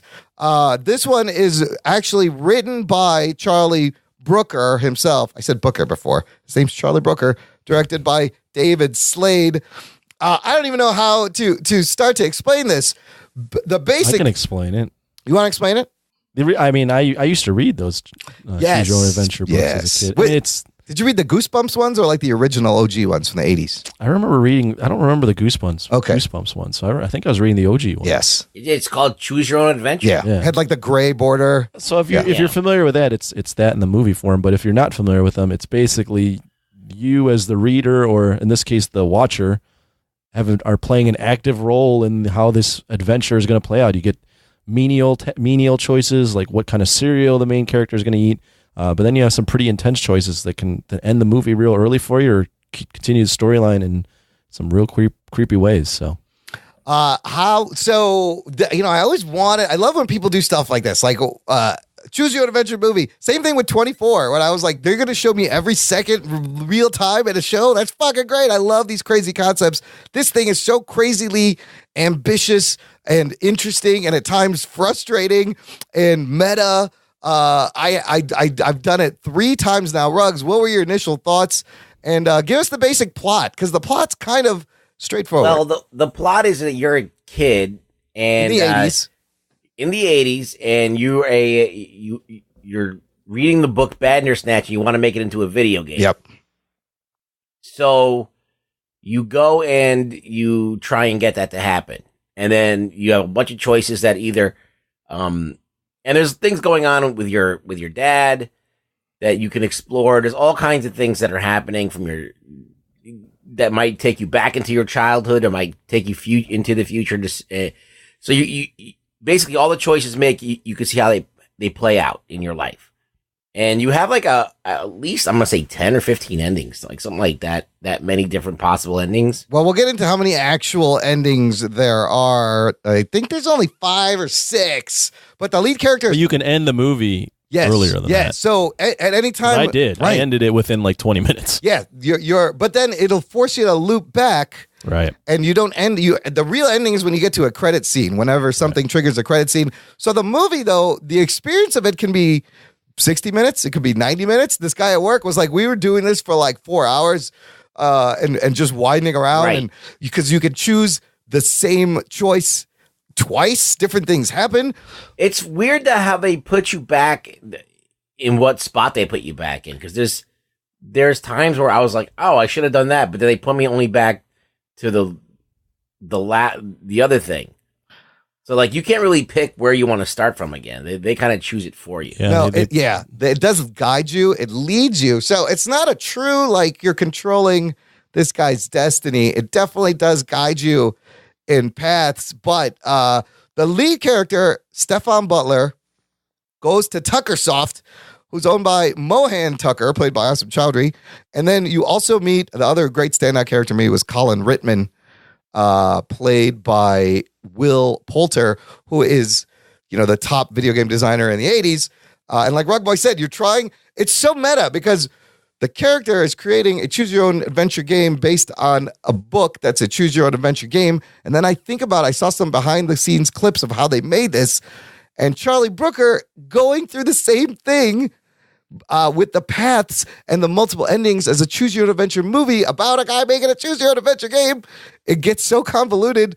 You're basically making a game that's a movie. Yeah. So let me ask you guys this: first of all, how many times did you go through it, and what were some of the endings you guys saw? Well, I've seen, I'm going to say at least 4 or 5 endings, maybe 6. Like, I remember, can I say the endings that I got? Yeah, we spoiled. Like I said, we're spoiling. So I got the one where I got all the game reviews. So I got the game was shit. Yes. The game was not finished because I killed myself or something. I don't remember. There was a 2-star review. Yeah. And then there's the elusive 5-star review. Yeah, and I got the 5-star review. I think that's when you die or something. Well, I right? love how for you to get a 5-star review, you got to go in a dark place and fucking chop up your dad. Oh, shit. Yeah. And that's how you get the perfect game. But then you go to jail, right? Then you go to jail, but then doesn't that also trigger the post-credit? It triggers a post one with the daughter. That's amazing. The baby. Oh, I never saw that yeah, one. so there's, if you take one chain of events, the baby that Colin Rittman has in his apartment, that daughter grows up, it's like present time. She is making a video. She's bringing back the Bandersnatch video game, making it into a movie. And you see scenes from the movie. And then you have to choose for her to throw tea over the computer or they really want you to throw tea on the computer a lot. I noticed that. Oh, is that the one where she's the producer of the is that the daughter? Yes, that is Colin Oh, Rittman. because I remember there was one about the person that they know that you're watching them. The Netflix on the computer? Yeah, when you take the Netflix path. That's another And ending. then the guy knows that you're watching him on Netflix, and then they explain it to them, and then you see the director is this female writing it in the middle of writing it, and then I don't know, it was just crazy. Well, that one splits into two endings where you either fight your therapist. Yeah, you fight, and your it's a pretty therapist. sick fight scene too. Like you could choose to it's just kick the dad in the balls. It's just funny. It is funny, and he gets pulled out, and that's one ending.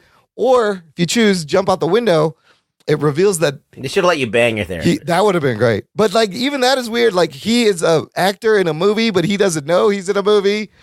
Very Black Mirror. Did you have fun doing this, Anthony? Yeah, I was going to say this review is going to be pretty nonsensical. It's unless all you over the watch place, this. just Yeah. like the movie is. You know what? I did have fun doing it. I watched it and I was like, damn it, I have to fucking watch this shit. Imran's making me watch it. But it took me back to being a kid and reading those books because I really enjoyed reading those books and going back and choosing my own adventure. So for me, this was just like a game. And I ended it. At one point, I hit the first ending that I hit that was a legit credits ending was when he chops up his dad. No, you got to the 5-star rating right away on the first go. And then, but then even then, you get to the part where it's the girl in present time trying to create this for Netflix and her going crazy. Right. And then they give you an option to go back. And I was like, is the movie over? And it was like either skip to credits. Yeah. And then you had like the white bear or whatever. Yeah, and it like had me go back. I forgot where it made me go back, but it had me go back to either following Colin or seeing the psychiatrist. So then I followed Colin, and then there from there. But yeah, I had a lot of fun with it for sure. Did you get all three things in your dad's office? Did you get the monster, the rabbit, and the other thing? Oh no, I only got the monster. See, I'd have to even go back. It's tough for me to even remember the sequence of events that happened to lead to an ending. Yeah. Well, this is the way I went about it. This is the way that I thought about it when I was like, all right, I know I'm doing a choose your own adventure. And this is what I used to do when I was a kid. Yeah. I was like, I'm going to play everything so straight and safe. Yeah. Like, and I'm going to really try and do the safest bet. Right.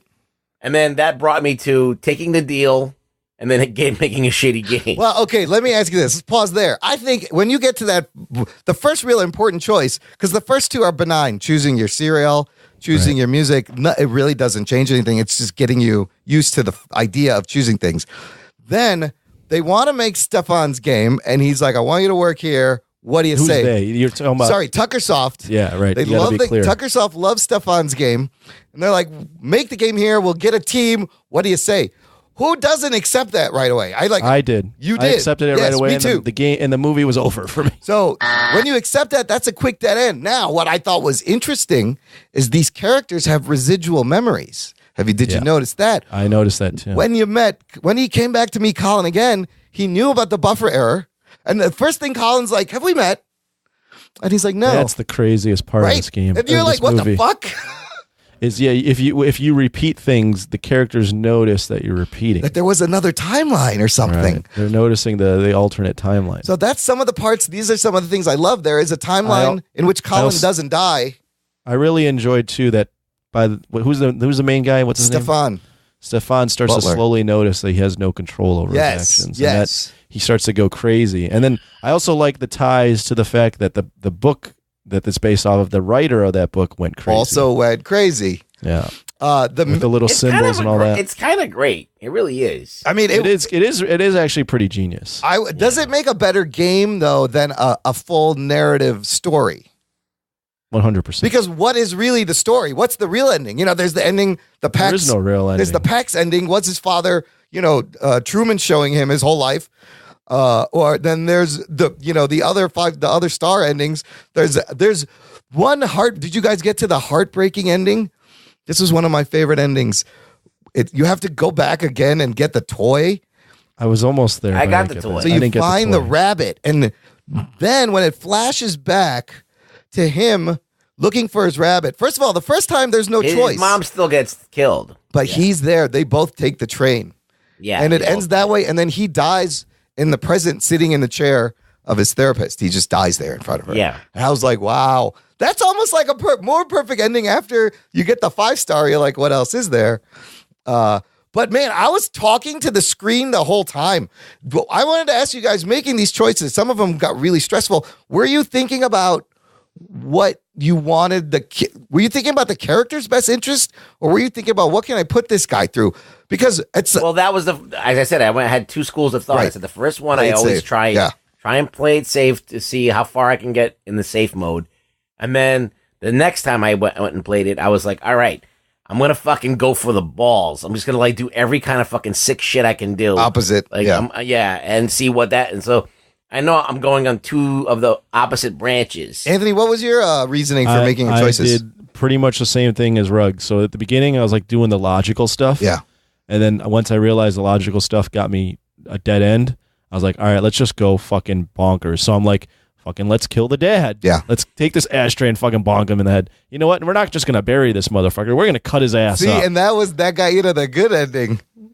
But then there's even a part, I don't know if you guys got to this part, but there's a part where where Colin comes over. Yes. And then you have the option of killing him, and then you take a blunt object because Colin's like, nope, be a little more humane. Take this, hit me over the head, and he bends over and you just knock him the fuck out. There's another variation where the Tuckersoft guy comes over instead of Colin. Now, here's the thing. If you get to this point without visiting Colin and taking the LSD trip and him jumping off the fucking balcony, you will get the Tuckersoft guy. Like if he's already, so it all depends on what things have already happened. And it's just the programming of this is fucking crazy that it'll serve you in this direction. Now, is there some other hidden ending that we didn't see? So here's the official 5 endings. So there's also another one after the official 5 that is like a secret one. Yes. Okay. There's like 2. So Charlie Brooker has said there's a trillion paths. So based on 42 option choices, that easily gives you a trillion different ways you can go. But 5 main endings trigger the credits only. Here they are. 1, Stefan fights his therapist and dad, gets dragged out of the office. The second ending is that it's a movie set that we just discussed if you try to jump out the window. The third real ending is the 5-star ending you got, Anthony, with the Pearl Rittman, Colin's daughter, scene at the end. 4 is any ending where Stefan goes to jail. Now, you can get to this ending in different ways, but it always ends with him in jail scratching the path choice on the wall. And the 5th ending is Stefan dies with his mom as a child because he went back and got the rabbit and went on the train. What's that next ending? This like a 6th one. Yeah, this just came out the other day from the Daily Dot. The official Netflix UK Twitter account tweeted on Tuesday, think you've seen everything there is to see in Bandersnatch? Try picking up the family photo twice. Oh, shit. So I've noticed this. There are times where if you make the same choice twice, it does different things. And I think there's more Easter eggs. So the tweet's referring to the moment where Stefan can choose between picking up his photo or his book. The choice leads to different outcomes in the safe room. But apparently there's also different outcomes from picking up the family photo once and then picking it up again in another loop. What happens? Should we spoil it? Spoiler alert. Yeah, go ahead. If you don't want to do this, here's what happens. In this ending, the author of Bandersnatch, Jerome F. Davies, appears and stabs Stefan. Oh, shit. It's just like a jarring, scary jump cut ending where Jerome Davies shows up and just fucking stabs you. That's fucking great. I kind of want to go through that and get through it again. What's funny is on IGN, just like a video game, they have a walkthrough of this whole experience, choice by choice, and it tells you which ones actually affect things, which ones are benign. They have this incredible map. I'll put all these links in the show notes. There's a huge flowchart map of every possible option you can take and how to get there. And then I heard there's another Easter egg. I forget how you get there, but what happens is when it gets to you choosing the music, when you start it again after doing like a whole loop and a half, you don't choose. There's one tape and you put it in and it plays this screeching music. So people on the internet recorded this music and somehow broke it down, which led to a QR code that once scanned led to a website where you could download the game Nosedive from the movie. Oh, weird. A playable version of that game Nosedive, which Anthony, holy shit. Yeah, isn't that fucking nuts? Anthony, there's some Easter eggs in here that if you've watched the other Black Mirrors, you would get. For example, the poster Metalhead that was there in the office. Yeah. That is an episode from season 4 called Metalhead about robot AI fucking security dogs, just like in the poster. Nosedive itself is a name of another episode from season 4. And then the branching glyph character is from White Bear, right, Ruggs? Yeah. That's the White Bear choice. So, I mean, I thought I enjoyed this enough to do it 3 times and see if I could find. I kind of am itching to try it one more time. Yeah, now that we're talking about it again, I am itching to like do it at least one more time. You definitely see need how to fucked up I can do it again because the second time I saw different things. I fucked with the timeline. Colin was alive in certain ones, and then I would loop you back, and then you fucking. I mean, of course, if you choose to jump off the thing's over, obviously. But I did that too, and it just kind of ends, and it loops you back to choose again. I wouldn't want one of these every week or anything, but no, maybe like once a year it'd be cool. Yeah, let's get into like what our thoughts are because we've just been kind of narrating. Different shit. It's an amazing, ambitious experiment. Netflix played around with this in 2017 with children's programming, which obviously lends itself to this. Kids are having fun, but to do it this way, I think this is an amazing start to this interactive technology. I think it's going to help them stand apart from the streaming field, the streaming wars that we are in, because who else is doing that? And it's the perfect platform for it. Everybody's going to be doing it after this. Yeah. Well, so you liked it. So overall, I thought it did make a better game, and it's like an average episode of Black Mirror. Like there's better episodes and there's worse episodes. Yeah. But as a game, it's fucking great. Yeah, as a game, I enjoyed it. Yeah, I would go with you. I consider it more of a game than an actual movie or narrative. It's a smart fucking narrative and game. But at the end of the day, I think it's a game. I'm with you, Ruggs. I don't want to see a ton of this. Yeah. Most of my movie watching or TV watching is very passive. Yes, this is not passive. This is not passive. But as a one-off or as a gimmick for maybe once a year, twice a year, I'm down to play around with it a little bit because I did enjoy those books. It depends on like how different the adventures are and what you get to play around in. Right. Because like this was kind of like, okay, there was, obviously some it was like 80s or 90s, England and whatever. Yep.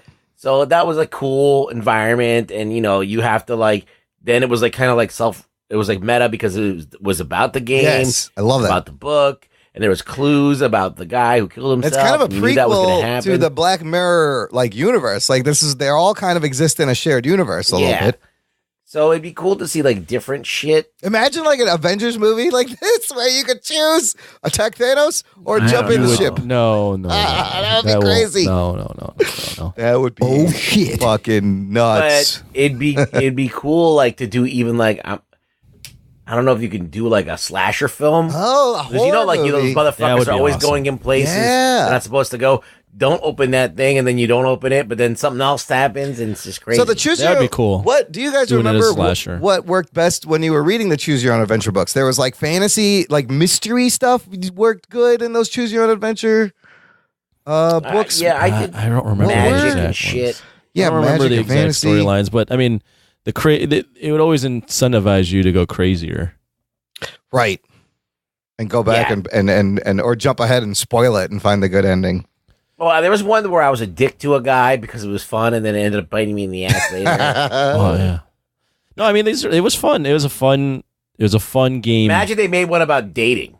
Oh yeah, that'd be awesome. Oh, and do you put your shiny shirt on or your?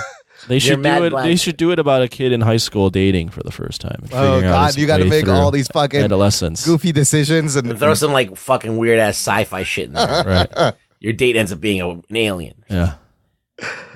I'm writing this shit now. That would be fun. Netflix, give them a call. You could have the next one. It was fun. The game was fun. I mean, I think it was a perfect match for Black Mirror. That game was fun. I appreciate the that they made it, and I appreciate how meta it was too.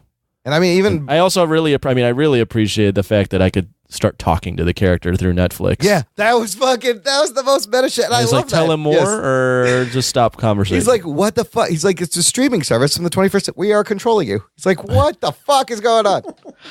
It's fun. It was definitely a fun experience. As I said, is it a great episode of Black Mirror? No, but I mean, the fact that all this, we're talking about it and we're smiling, and we feel good about it. The fact that they were able to pull this off, and Charlie Brooker said there are scenes that we filmed that I'll probably never get to see because they're like deep Easter eggs, and I bet there's more.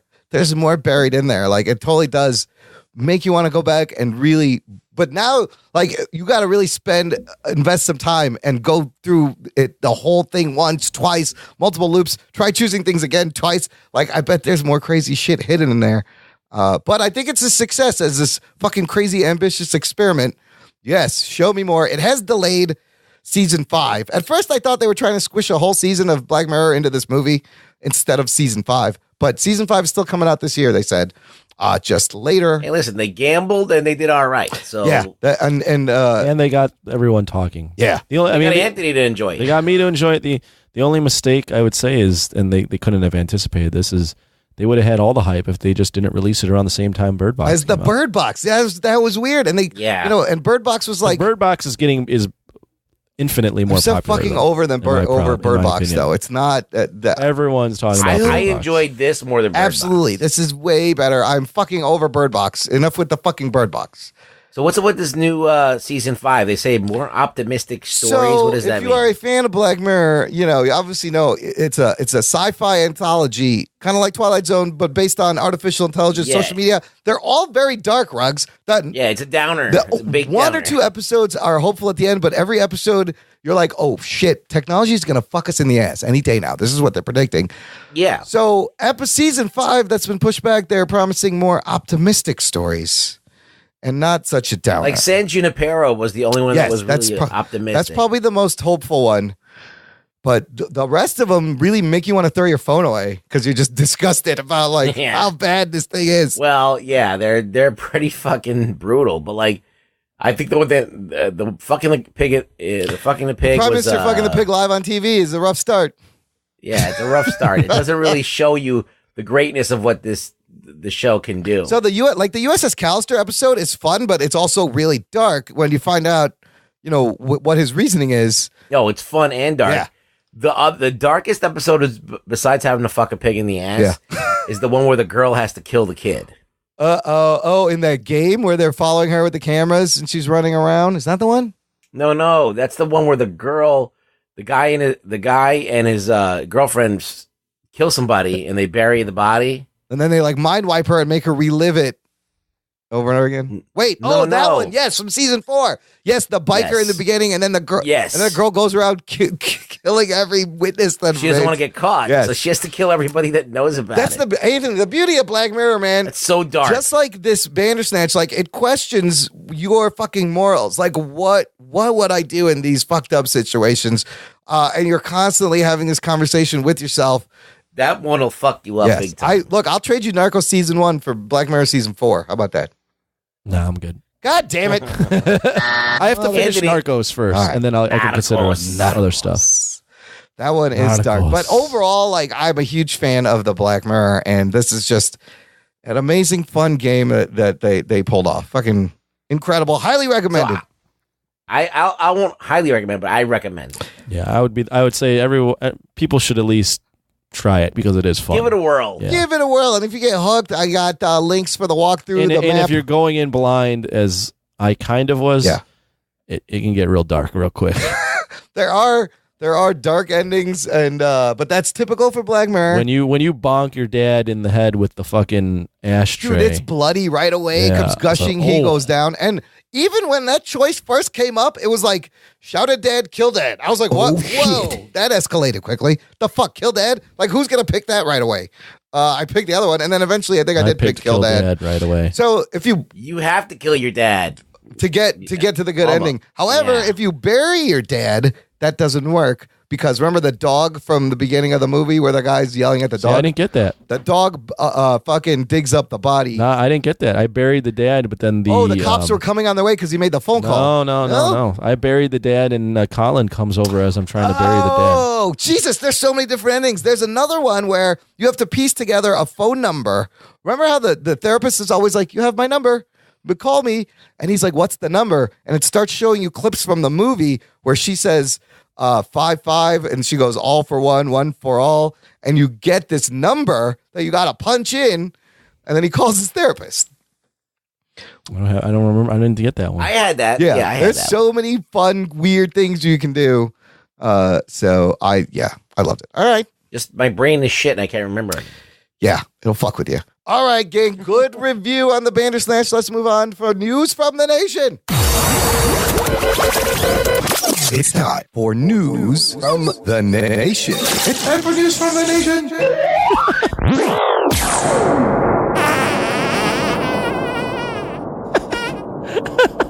That's lovely. Oh, it just man. brings me warm goosebump feelings. Jess Rivera posting a link to this article, Game of Thrones prequel to shoot in the Canary Islands this spring, and asking this simple question. Can the spinoffs have a chance of being as good as the original? No. No? Wait a minute, Rox. Really? This is HBO. Do you think HBO... Now, I tend to agree with you a little bit because it's not... What do you mean by good? I mean, as good as the original Game of Thrones. I mean, will the quality be as good? Probably. But will the story and the characters be as good? We don't know. I don't think so. And if you don't have, like, Benioff and Weiss, like, either producing or running it, will that hurt the quality? How much? Well, you have like a tried and true popular book, and I don't think the prequel books, is that what we're doing? Yeah, here? they're doing the Rise of the White Walkers from 5,000 years before. I mean, I don't know. Who knows? I mean, I think that they're going to be good. I don't know if they're going to be good as the original. Anthony, this is HBO. You think they would put this shit Game of Thrones on? I mean, what about Walking Dead? Fear the Walking Dead sucks. It does. But HBO definitely has a quality that they try to maintain throughout their stuff. I don't know if it'll be as good. I mean, there's a chance. I mean, anything's possible. And not everything HBO makes is great. Yeah, and I would say it's also the hype around this is going to be. It's not going to be super insane, just like this last season, but there's going to be an expectation that they're going to have to meet. It's kind of like the Battlestar Galactica rugs. They did Caprica. I just didn't give a shit. Yeah, it was a prequel. Yeah. And I watched it. Was it good? It was okay, but it's more like The Walking Dead and Fear the Walking Dead. Fear the Walking Dead is a prequel that tells you what happens with the zombies in the beginning. Oh, right. Right. While the dude's asleep. Fear the Walking Dead's gotten better from what I heard, but I couldn't continue it. Like I had to stop after a season and a half, and I was just not giving a fuck because I knew what happened in the future. Right. That too. I mean, I don't know what you guys think, but no one talks. I don't hear a lot of chatter around Better Call Saul, which is a prequel to Breaking Bad. I do like Better Call everyone Saul, says it's a great fucking show. But I haven't watched, I haven't caught up with it. It's been so hard for me to, with all the shit that's coming out, to keep up. Yeah. So it's like that was one of those things that got put on the back burner. I'm gonna have to watch it one of these days. I think inevitably prequels, just in general, just don't drum up as much excitement as a continuation or a sequel. Right. Something that came afterwards because you're invested in these great characters. Like, great, it's Game of Thrones' prequel. I want to see the next adventure. Yeah, I don't want to. Right. None of the people we like I don't are want to going know to be the in this. ending. Right. Yeah. Right. We know where it's going to go. HBO is going to want to milk this Game of Thrones thing as long as they can after it's over. Because then they need right now it's their flagship show. What is going to take its place once it ends? They got the Westworld, maybe Watchmen. True Detective. Was there ever a good prequel? In terms of TV shows, anything. I mean, there's been some decent prequels. I think Better Call Saul is probably the most successful that you just said. I can't think of any. All right, fans, you guys, let us know on the TV name. prequels. I'm trying to think. Specifically, Good prequels. TV prequels. In movies, This is tough. Yeah, that's hard. I can't even think of any. Like Batman Begins is. I mean, That's but it's not a It's not a prequel. prequel. Yeah, It's a start of a thing. Yeah, Yeah, it's a beginning. the beginning. When do you go back after they have the adventure? I can't tell think the of any story fucking how it prequels. began? Han Solo wasn't bad. Solo wasn't terrible. Yeah, it's fun. It's a little much. Everything happened in a day. Really? Right. On the same day? Okay. That's a good question. That's it. Actually, I can't think of good Nation prequels. and Jess, look, can you think of a good prequel to something? Maybe this answers your question about these spin-offs being as good as the original. Hasn't happened yet. I don't know. Moving on. Jimmy Shea posts the trailer for this TV show that's starting on Amazon called The Boys. He writes, anyone else excited for this? Been on a big Garth Ennis run lately, and The Boys is amazing. Can't wait to see how they're going to get this debauchery on the small screen, but I'm glad someone is trying. Anyone else read the book? So The Boys was a comic book. Rex, have you read The Boys? I might have read an issue or two, but I don't remember it at all. So Jimmy explains what the show is about. Anthony, click on this trailer. It's kind of fun. The trailer shows kind of like a corporate company that manages superheroes and their outward personality and their PR, but secretly they're like dicks.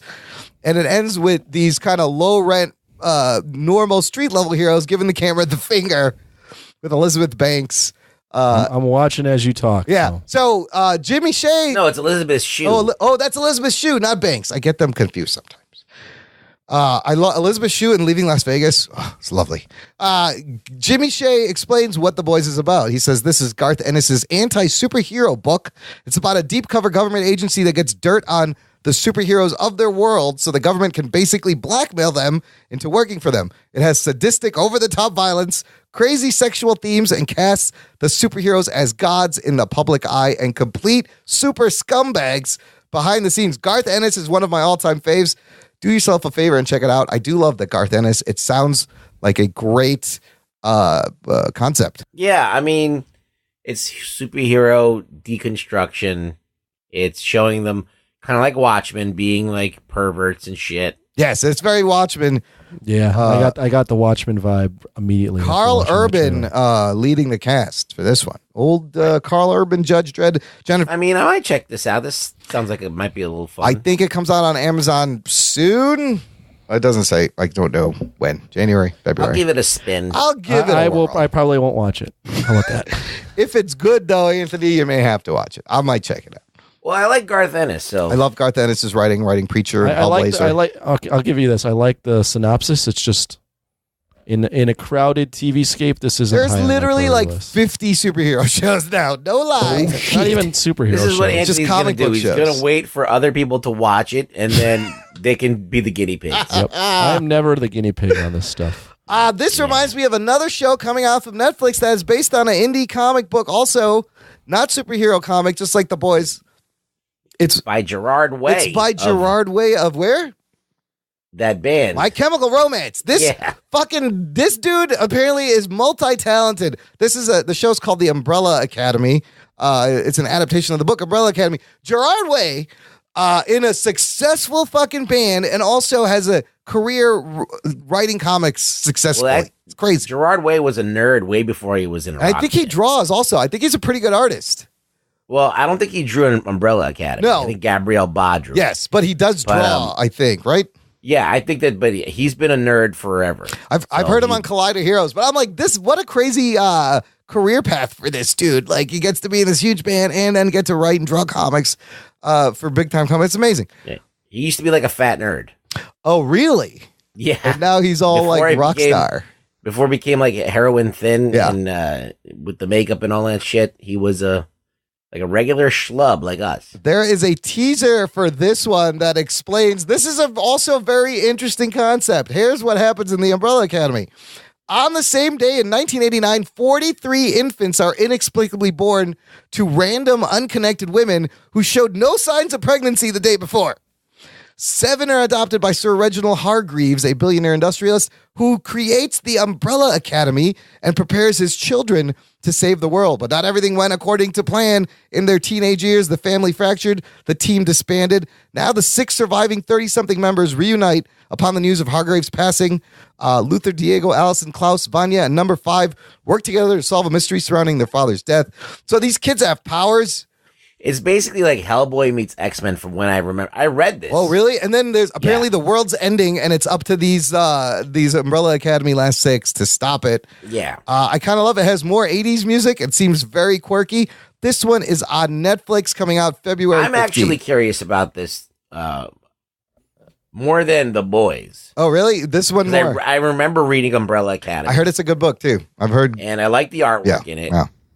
And it was very weird. I don't think it's like anybody who watches the Avengers is going to watch this. But if you like Hellboy, maybe. Yes, if you like Vertigo or like Swamp Thing or Hellboy or like the weird indie stuff. Yeah. Anthony, does this pique your interest at all?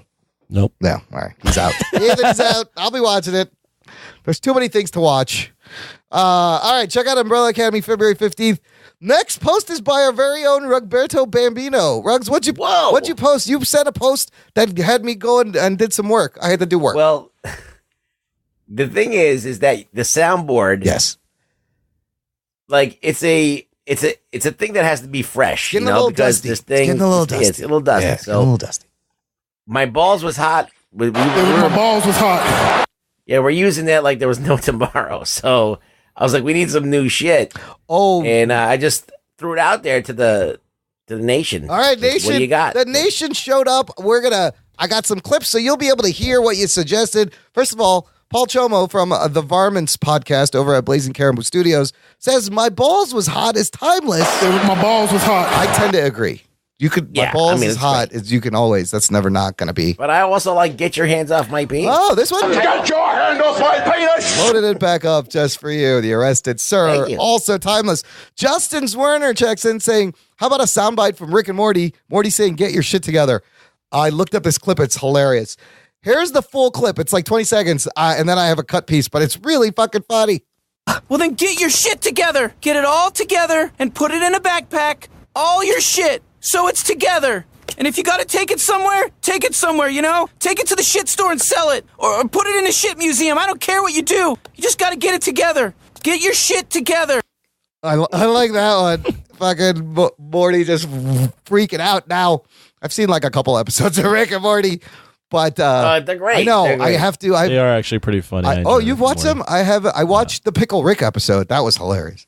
That's a good one. I'm Pickle Rick. Oh, is that when they turn in pickle? Yes, where Rick turns himself I into saw a pickle. that one. I've yet to get into it, and I want to. I just haven't had time. But I got the short. So out of that, we got this. Get your shit together. That's a good drop.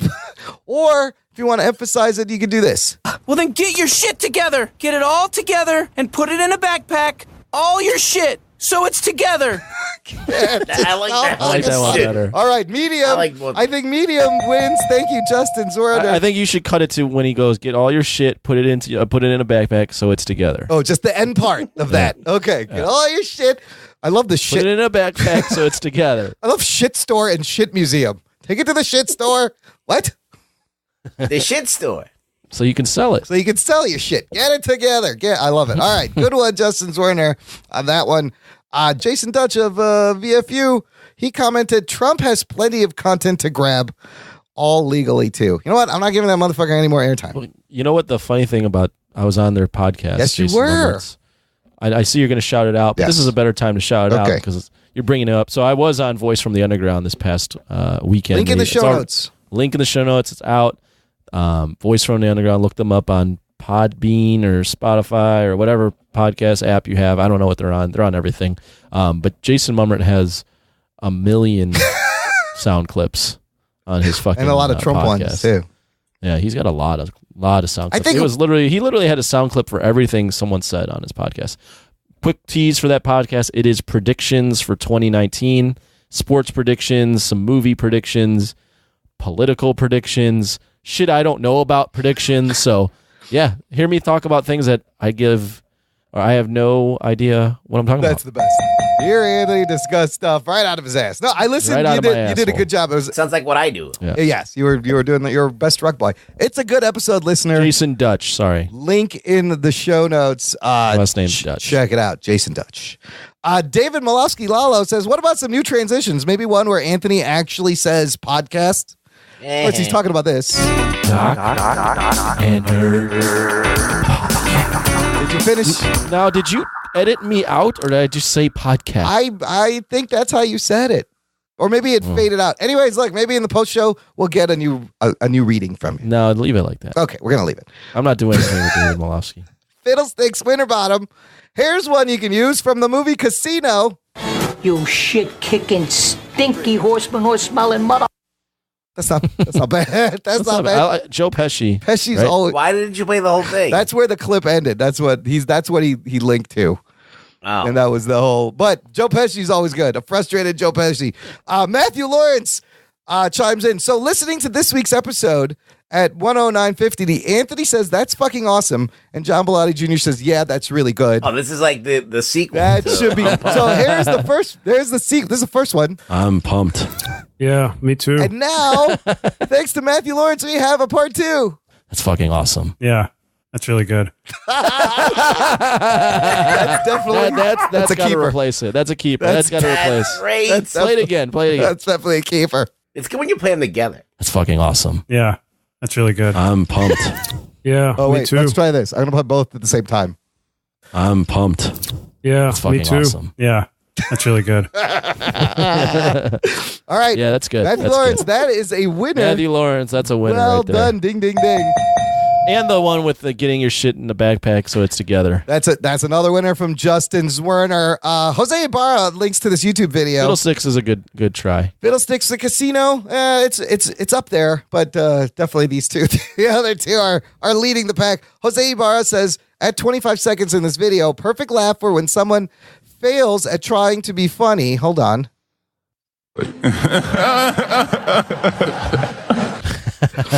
I know. You know who that that's is? That's Kawhi Leonard. That is Kawhi Leonard. His very strange laugh. Is that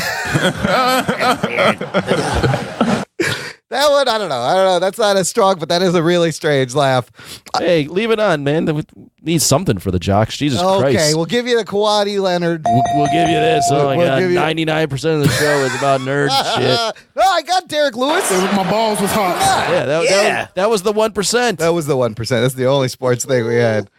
Go stroke a barbell. Yeah, who cares? Yeah. Oh, that's still up That's there. still up there. I got this one too. Who cares? A jock said that. That one's a good one. Whoa, that's a classic. Seth Morgan says, back in show 245 at 29:23, Rug Boy goes, fuck that show. They could use this at least once a show. I think that's going to be a winner. Here it is. Fuck that show. What do you think? Keeper? We like that one? Yeah, it's all right. All right. I can Okay, say all that. right, it's good. I can say that. Just That one's all right. That doesn't need. okay. Yeah. Fuck Sorry, that show. Seth. Good Yeah. choice. I just say it every day anyway. Jess Rivera just sent this in today. Found a clip from the latest Jock Talk, Anthony. Oh, shit. Yes, we already have this. Hey, shut the fuck up. I'm doing something. Chaz, and I think this one may be added to the repertoire. Their bottom is very weak. It's not bad. How would you use that? I don't know. No. Well, that's got to be something like when we're talking about. Well, it can come up randomly, but it also going to be talked about when we're talking about shitty shit. Their bottom is very weak. That sounds like a hot episode of Jock Talk. I'll tell you that much. That bottom is very. talking about weak bottoms. I need a power bottom. You know who's the Weak power bottom. top? That's like they're talking about like skinny ass legs or something like that, or a girl with no ass. That bottom. Say, play that one more time. Their bottom set it is up, Anthony. very weak. Okay, set it up. How would you set it up? I was fucking this girl and she had a good old fashioned pancake butt. Their bottom is very weak. Yeah, that works. I like that. I like that. Their That'll work. bottom is very The weak. bottom is very weak. It's the best thing about clips is like you can take things so out of context, like that was. Yeah. And it's fucking hilarious. That's fucking awesome. Yeah, that's really good. Get your shit together. These are great. I think we got winners. Thank you so much, Jock and Nerd Nation. Well done. You know where you should use these clips? Yeah. whenever Maddie Miller sends in a speak pipe. Oh, speaking of which, we have a Matt Miller speak pipe. Although I can't use the clips now because they're in the same document. I got to put them on the soundboard. We had to vet the clips, and they've been vetted. But here's Matt Miller taking us through the news in the news section. What's up, Jock and Nerd Nation? Matthew James back again, reporting to you live from sunny Charleston, West Virginia. We're currently on a road trip heading to New York City, Brooklyn in general, so I will keep an eye out for Miles Morales. Do not worry. If I see him, you'll be the first to know. Anyways, we got a bunch of geeking news. Let's get right into it. All right, we got Spider-Man Into the Spider-Verse winning Best Animated Movie at the Golden Globes this past weekend. My boy Rami Malek from Mr. Robot won Best Male Actor for his role in Bohemian Rhapsody. Venom 2 is definitely getting a sequel. Wait, did you hear what he just said there? I wanted to comment on this. What? What's that? Venom sequel. I wasn't paying attention. No, Maddie of course, Miller was speaking. whenever his voice, I understand. But the Venom sequel in the works with Kelly Marcel returning to write the script. She produced and wrote the first one. Ruben Fleischer is not expected to return. So this is like if you had a shitty dish of food, you have the same ingredients, but now you have a different chef making these shitty ingredients. I don't know. Do you think they could make anything better? Do you think a sequel could be better? I don't know. I don't think so. I mean, when you're starting with such a low bar as Venom, like how's it going to get any worse? I mean, that's true. That's a good way to look at it. This may be the one instance where the sequel is better. Yeah, your first movie is so shitty, you could actually top it. Nowhere but up. But Ruben Fleischer not directing, and think about what a crazy anomaly that is. Like a movie that's really shitty does really well and gets a sequel. Yep. And then that has the possibility of being better than the first movie, of being a good movie. Probably won't make as much money. That's true. You go the other way. Does the money also go if you make it fucking actually smart and quality? Like, make more schlock. Make more schlock. All right, back to Maddie Miller.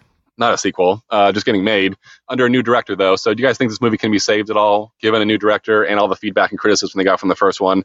We got a special effects artist from the movie Bird Box released some images of what the creatures are supposed to look like from the movie, and they look like a fat-headed humanoid type thing. Go check it out. Did you see this, Ruggs? Yeah, it looks stupid. Yeah, the best fat babies. They look like fat babies. The best thing was they didn't show it, and I'm so over Bird Box. Not at all what I thought they'd look like, but pretty cool. Bright, the movie with Will Smith and the orc cop things from Netflix, was pretty cool. Original idea. That's getting a sequel as well, so I can't wait to see that. What? Okay, so Bright, I could see Bright getting a sequel. They're trying to build this world. There was a lot of stuff you could. No, it's not a good movie. It was not a good movie, but they definitely was world building in it. I intended to watch that on a plane flight, and I've never. You should check it out. It's a fun watch. It's not really great, but it does try to establish like orcs and everything living in the world. What I find even crazier, though, is apparently Bird Box is getting a sequel. Like, why does that movie need a sequel? I don't think you need a sequel. Just let it go. It works as a one and done. Yeah, it's done. Right, Ruggs? Would you want a Bird Box? Like, you've already given away the shtick. What are you gonna do in a sequel? That's what they're doing with A Quieter Place too. So I don't. I mean, they're all gonna like spoon their eyes out. Yeah, and then there's no point. Then they can't see shit. There you go.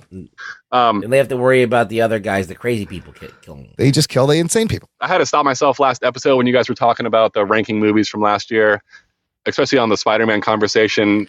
We were getting really into debate club territory there. I had to laugh because I could have swore we were talking about global warming or climate change or something like that because it was a heavy topic.